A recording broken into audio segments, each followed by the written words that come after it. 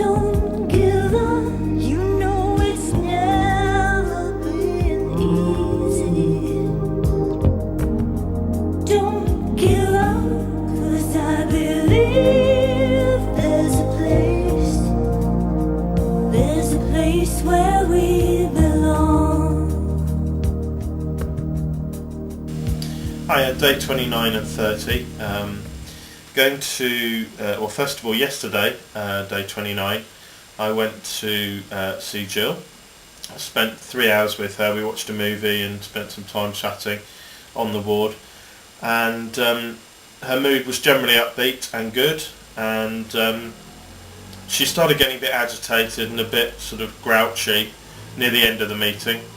But I went home, and then last night there was a few setbacks on the ward, which meant that Jill started getting quite agitated and started talking about having suicidal thoughts again. I have informed her care team of this, but I don't think they've upped her observations. I think they're still on level 2, which means that she's being watched every 15 minutes. I'm hoping, I had a brief chat with her this morning, and I'm hoping that she's in a better mood today. She's very, very zonked out and tired. They're upping her medications very, very quickly because they feel that's the right call and because she's pushed them to, but it's really taking its toll on her. Last night on the way back from seeing Jill, my power steering decided to go, and subsequently last night I didn't have a car. I told Jill this. I said I probably wasn't going to be able to attend the meeting today, which we're having, and she really wasn't happy. In order to get to where she is from where I live, it takes half an hour in the car. To go on public transport can take up to 2 hours either way. So you're talking a 4-hour round trip plus the time I'm there, which is obviously a huge amount of time. But luckily, after doing lots of phoning around this morning, I've got my car into a garage to be fixed, and no idea what that's going to cost. And I've got a courtesy car, so I can attend the meeting today. I will talk briefly, or Jill will talk after the meeting to let you know what's happened and the progress of it. But in a nutshell, it's a meeting with her psychiatrist, her CPN, community psychiatric nurse, me, and the ward manager who we had the complaints with. And it's to assess the next 2-week period, basically, look at her care plan and discuss how we can start making plans for her coming out bit by bit in rehabilitation. Okay, just come back from the hospital seeing Jill.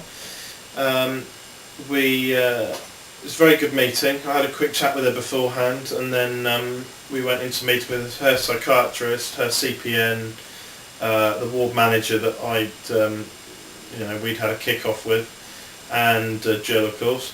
It was an interesting meeting, and he talked basically about the care plan for the next couple of weeks and when Jill will be able to come home and ask me my opinion and thoughts and all this kind of thing.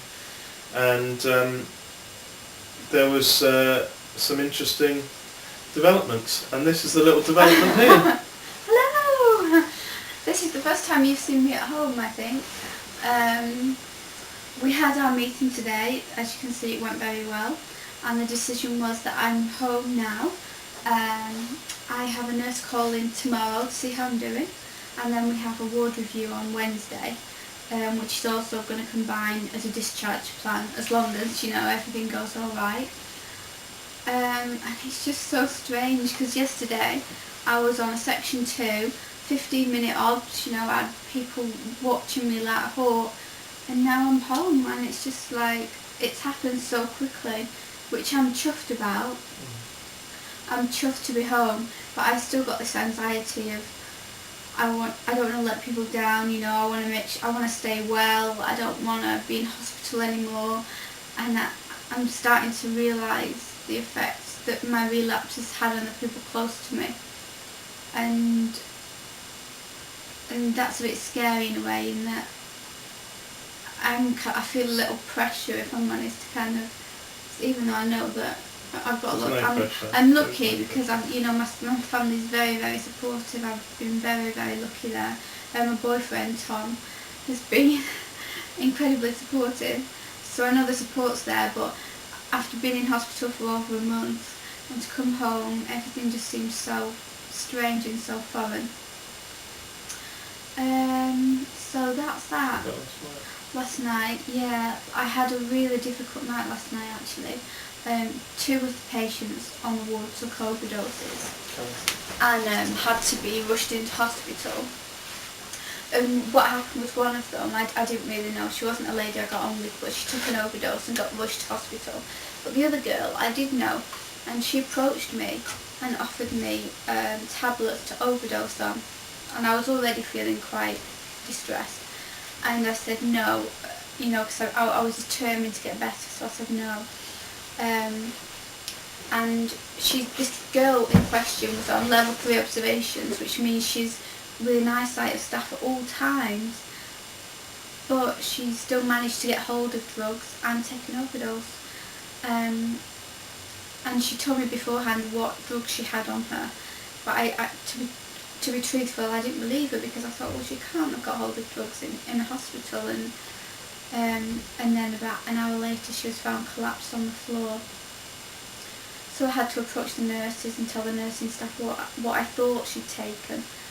And then she was rushed to hospital, and I found that incredibly difficult, because I was fighting with thoughts of self-harm, and then when people around me were hurting themselves, I found that really difficult.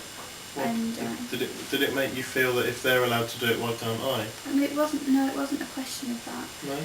It was just a question of the opportunity was there. Somebody was there saying, take these pills.